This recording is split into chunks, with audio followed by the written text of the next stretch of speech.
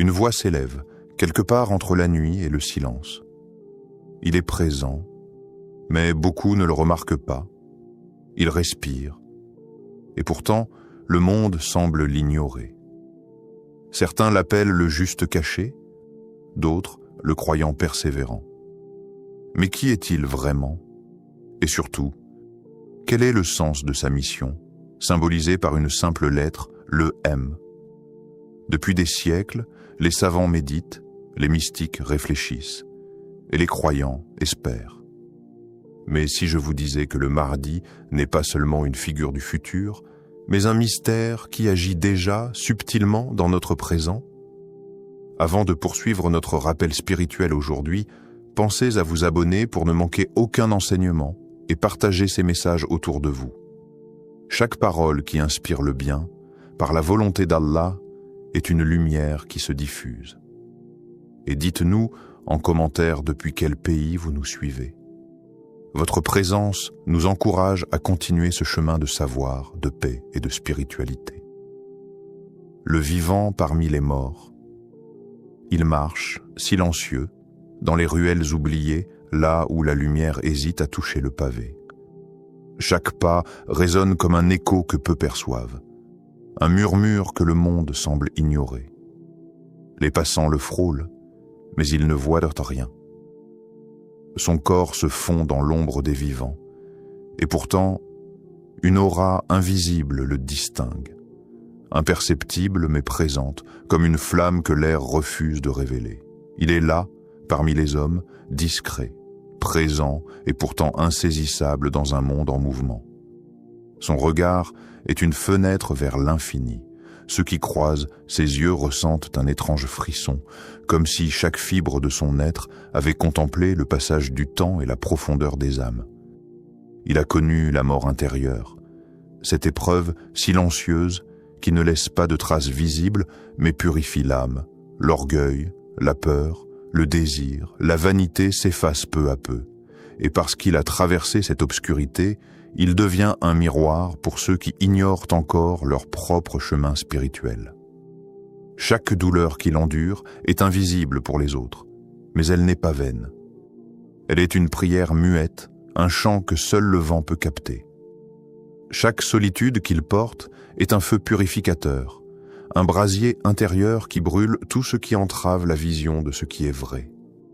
Les larmes qu'il ne verse pas nourrissent une terre fertile en sagesse, et les cicatrices qu'il cache deviennent des cartes silencieuses d'un territoire intérieur que peu osent explorer. Ce n'est pas le monde extérieur qui forge son épreuve, mais le silence. Le silence qui écoute, qui contient, qui transforme. L'attente qui fortifie le courage. Le secret qui donne à chaque instant une densité inouïe. Le monde autour de lui continue sa danse frénétique, insouciant et bruyant. Les rires éclatent comme des bulles éphémères, les voitures rugissent et les néons clignotent, mais il avance à travers ce tumulte comme si la ville entière n'était qu'un décor de théâtre. Il ne cherche ni approbation, ni reconnaissance. Il ne parle pas pour être entendu. Chaque geste qu'il pose, chaque souffle qu'il prend, est une offrande silencieuse, un acte de présence dans un univers qui oublie souvent de regarder. Il rencontre parfois des regards curieux, des yeux qui s'attardent un instant trop long, cherchant un indice, un signe, une faille. Mais il n'y a rien à déchiffrer. Son essence est simple et complexe à la fois, un équilibre fragile entre la gravité et la légèreté, entre le poids de la mémoire et la légèreté de l'instant. Ceux qui cherchent pas à le comprendre se heurtent au vide, et pourtant ce vide n'est pas néant, c'est un espace sacré, un lieu où l'âme peut respirer, où la vérité se révèle sans artifice. Il marche et, sans le savoir, il enseigne, non par des mots, mais par sa manière d'être, de traverser le monde sans se laisser consumer. Parfois, il se tient au bord d'un quai, observant le reflet des lumières sur l'eau noire, et il ressent le poids de l'histoire humaine. Les pertes, les silences, les erreurs et les leçons. Tout cela s'inscrit dans son corps comme une mémoire subtile. Il sait que chacun porte sa propre épreuve intérieure et il ressent une compassion infinie pour ceux qui s'égarent dans le tumulte de la vie. Il ne les juge pas. Il ne leur impose pas de voix. Il laisse simplement sa présence être une invitation silencieuse à regarder plus profondément, à reconnaître ce qui est caché derrière la surface des choses. Chaque rencontre devient une parabole, chaque sourire un mystère, chaque regard un espace de réflexion. Il sait que la vie est un labyrinthe où chacun se perd parfois et que la sortie se conquiert avec patience et discernement. Son corps reste ici, tangible, mais son esprit traverse des paysages que personne ne pourrait nommer. Souvenirs, leçons, douleurs transmutées en lumière. Il voyage dans le temps, non pour fuir le présent, mais pour comprendre sa trame et ses cycles. Il y a dans son pas quelque chose d'indéfinissable, un rythme ancien que l'oreille moderne peine à percevoir. C'est la cadence des étoiles, des siècles et des silences. Ceux qui l'observent devinent qu'il vit selon des lois oubliées du monde, attention, patience, respect du mystère. Il ne se presse pas, car il sait que l'urgence est une illusion, que tout arrive en son temps et que chaque instant contient en lui la totalité du monde. Parfois, la douleur le traverse comme un éclair silencieux. Elle ne laisse pas de traces visibles, mais aiguise son être. Chaque peur, chaque doute, chaque effroi est accepté et transformé. Il a appris que l'épreuve n'est pas toujours imposée de l'extérieur. Elle se choisit parfois silencieusement dans la manière de vivre, dans l'intensité avec laquelle on embrasse la solitude et la réflexion. Être vivant pleinement, c'est accepter le vide, marcher avec ses propres épreuves et continuer à sourire, avancer, illuminer sans bruit. Et alors, il marche encore, chaque pas une offrande, chaque souffle une leçon muette. Le monde passe autour de lui comme une rivière agitée, mais il reste immobile dans son essence. Les autres vivent dans le tumulte, mais lui habite le silence. Et ce silence, pourtant, parle. Il parle des vérités que les mots ne peuvent contenir, des trésors enfouis dans la solitude, des lumières cachées derrière la douleur, des voyages intérieurs que seuls ceux qui cherchent profondément peuvent connaître. Il marche parmi les vivants, mais il est pleinement éveillé, d'une vie spirituelle que personne ne peut toucher, mais que tout le monde peut ressentir fugacement dans un regard, un frôlement, un instant de reconnaissance silencieuse. Le secret du M, la lettre du commencement et de la fin. La lettre mime n'est pas une simple lettre. Pour ceux qui savent voir, elle est un symbole vivant, une clé qui ouvre des portes invisibles et des passages subtils à l'œil ordinaire.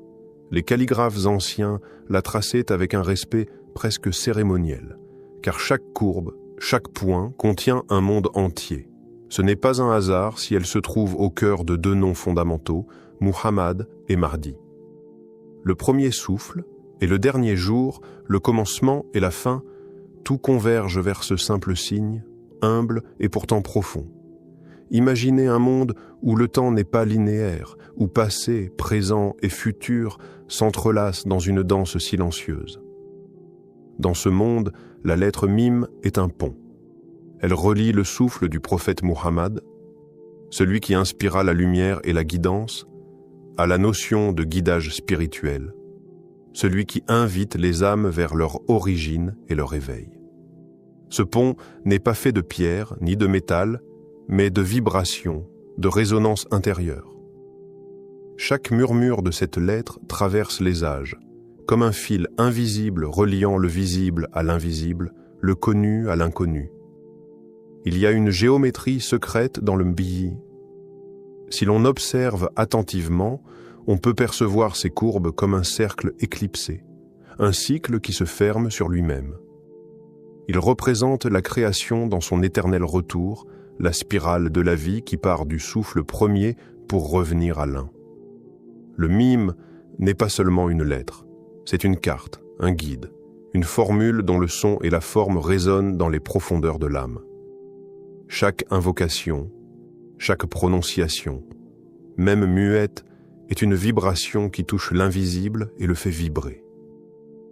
Ceux qui ont reçu le secret du M savent qu'il ne s'agit pas d'un savoir intellectuel, mais d'une perception intérieure. Le secret ne se révèle pas aux oreilles bruyantes ni aux esprits agités. Il exige silence, patience et ouverture. Ceux qui cherchent que la lettre dans ses formes extérieures se trompent.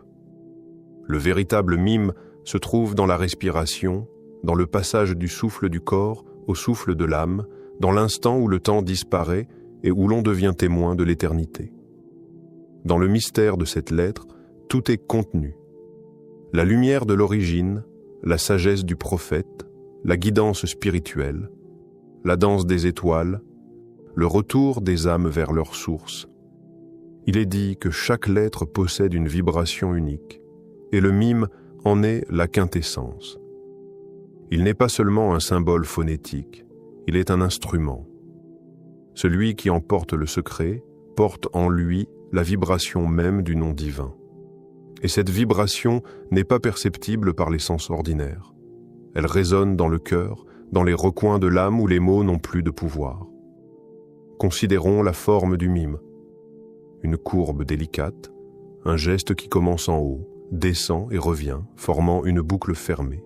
C'est le cycle de la vie et de la transformation intérieure, l'éternel retour. C'est la transition du visible vers l'invisible, l'entrée dans les dimensions où l'homme n'est qu'un souffle parmi d'autres souffles. Chaque point au-dessus de la lettre est comme une étoile, un signe du ciel, rappelant que la lettre n'est pas confinée à la page, mais qu'elle appartient au cosmos entier. Les anciens savaient cela, et leurs traités de calligraphie n'étaient pas que des manuels esthétiques, ils étaient des guides initiatiques. Le secret du M ne se limite pas à la forme, il est également dans le son. Imaginez prononcer M-mime avec conscience, lentement, en laissant vibrer chaque muscle, chaque cavité, chaque souffle. Le son résonne non seulement dans votre bouche et votre poitrine, mais dans votre être entier. Il devient un pont, un canal, une voie par laquelle le divin peut s'exprimer. Ceux qui perçoivent de cette vibration savent qu'ils ne parlent pas seulement pour eux-mêmes, mais pour l'univers. Chaque mime devient alors un fil tendu entre le ciel et la terre, entre l'éphémère et l'éternel. Et puis, il y a la dimension du secret. Le mime n'est pas donné à tous. Il est réservé à ceux qui ont parcouru un chemin intérieur, affronté leurs propres ténèbres et compris que le commencement et la fin ne sont qu'un même point. Le mime est le miroir de l'âme. Il révèle ce que l'homme porte en lui sans le savoir, son origine, sa destination et la trace de la lumière divine sur sa route. L'initié qui découvre le secret de la lettre comprend que le temps est illusion, que les noms sont des portails et que le monde matériel n'est qu'une étape vers la perception du tout. Le mime est également un symbole de protection. Dans certaines traditions, il est tracé dans des livres sacrés ou sur des objets précieux pour inviter la guidance divine et la sérénité intérieure. Mais ce n'est pas la trace elle-même qui protège, ni le papier ou l'encre. C'est la conscience de celui qui l'active, la vibration intérieure qui traverse la lettre et la transforme en un canal de lumière. Ainsi, le secret ne se trouve pas dans la forme extérieure, mais dans l'intention, la respiration et la présence. On pourrait passer des heures à décrire le mime et ne jamais en épuiser le sens. Il est à la fois simple et infini, humble et immense. C'est une lettre qui contient la totalité du cycle humain et divin.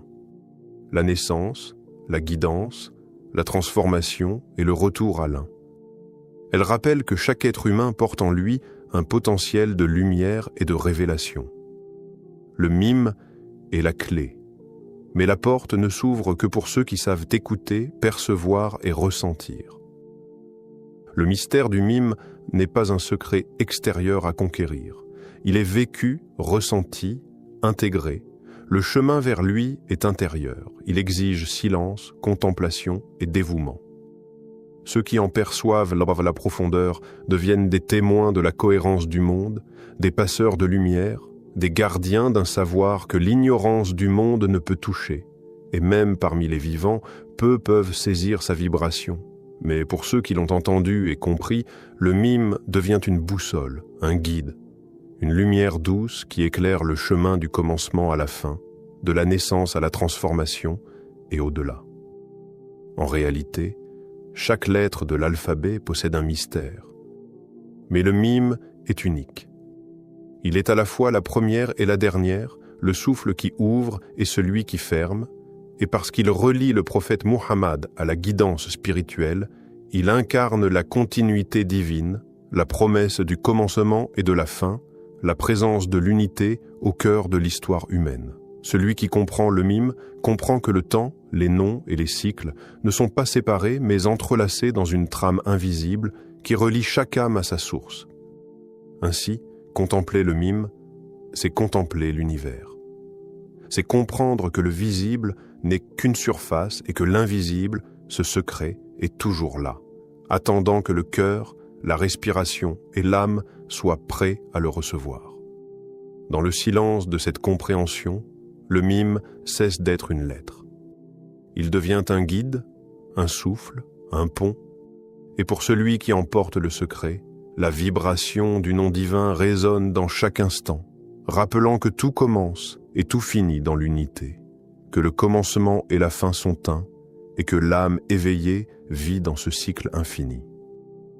Le martyr caché et ses épreuves. Il marche dans l'ombre, là où la lumière ne tombe qu'à peine. Pas de palais, pas de cortège, pas de trompette pour annoncer sa venue. Son royaume est invisible, fait de silence, de patience et de résilience. Le monde l'ignore, le raille parfois, le rejette souvent, et pourtant chaque pas qu'il fait est une victoire silencieuse.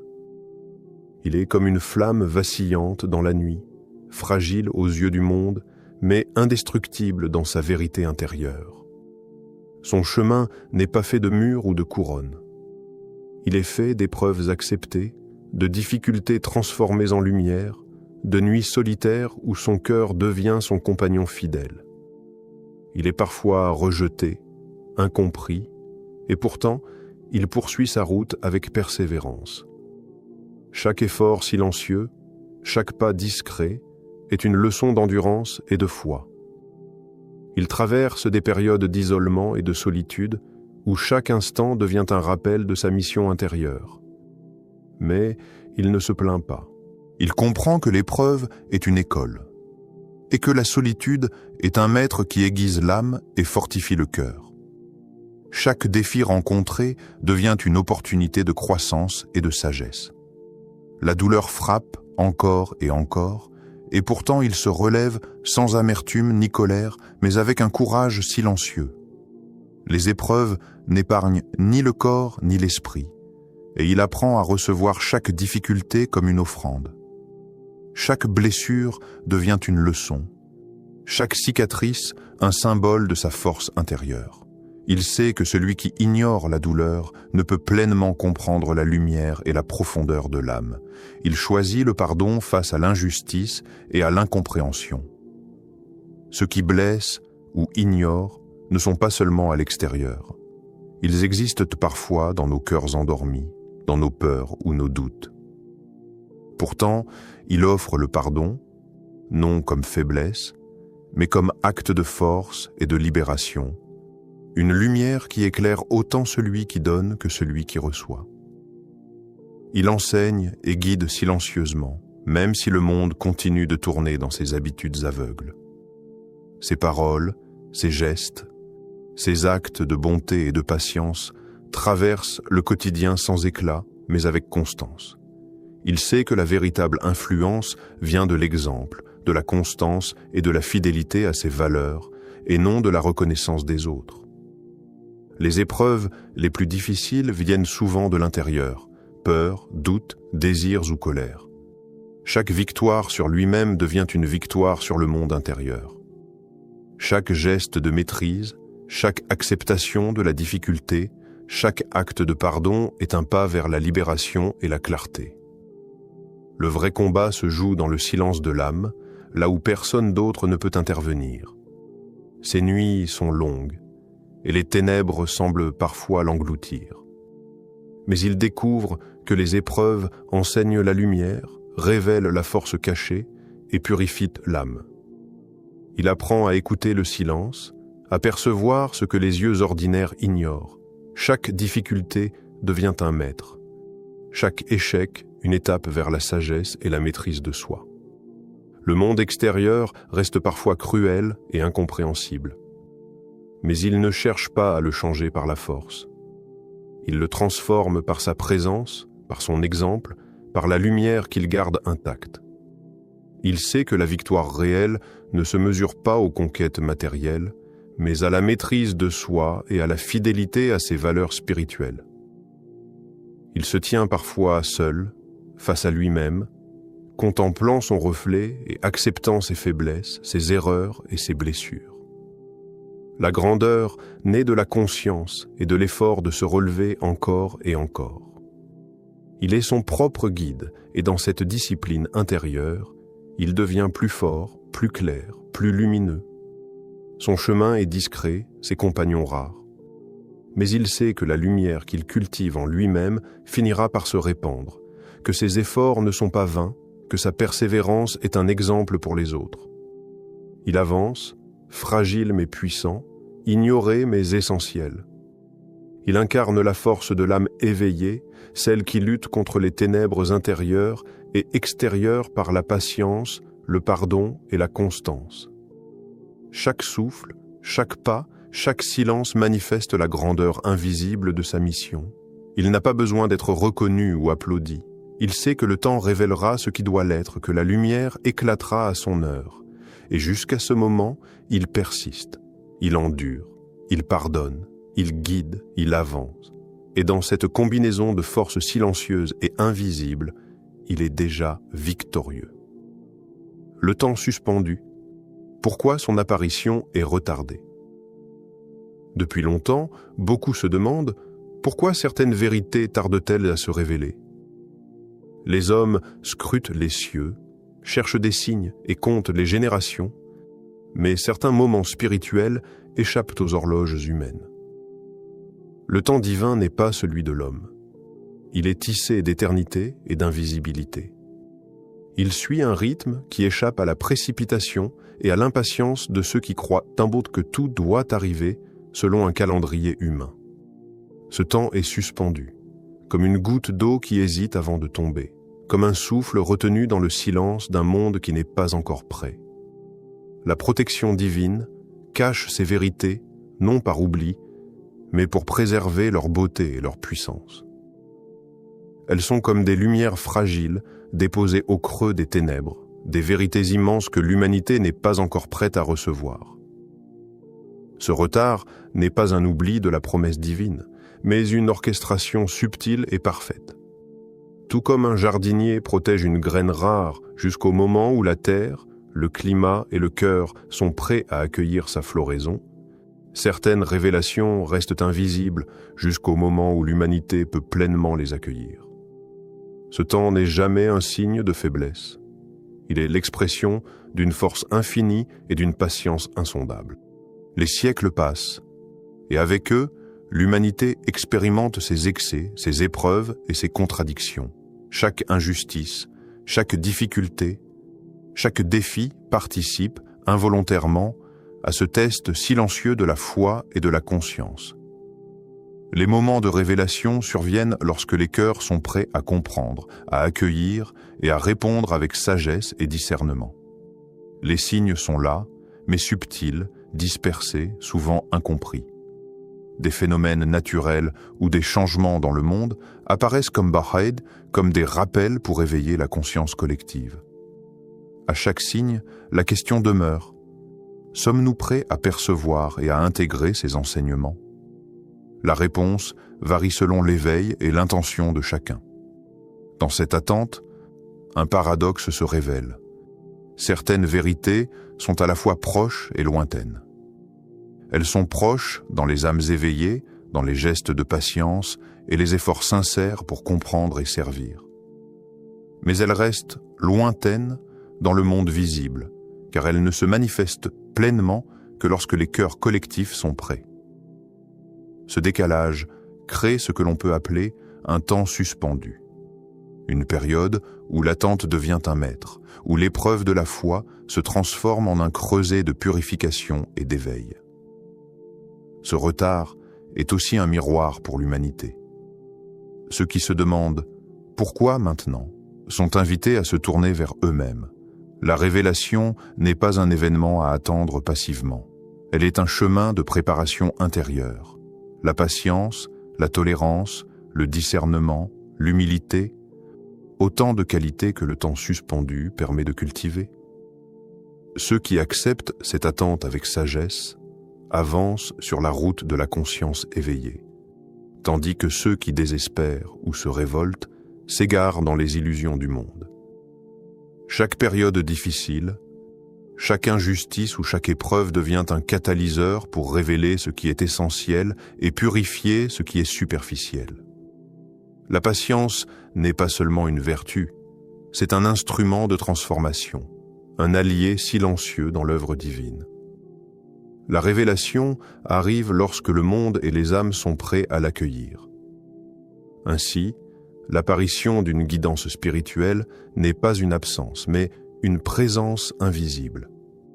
Elle vit déjà parmi les âmes qui s'éveillent, et chaque acte de justice, chaque geste de compassion, chaque effort de compréhension est une réponse à son appel. Elle agit comme un guide intérieur, discret mais constant, attendant le moment parfait où l'humanité pourra recevoir pleinement la lumière et la vérité. Dans cette suspension, un enseignement fondamental se dévoile. Tout est lié. La patience divine, le temps humain, les signes dans le monde et l'éveil intérieur convergent vers un seul objectif.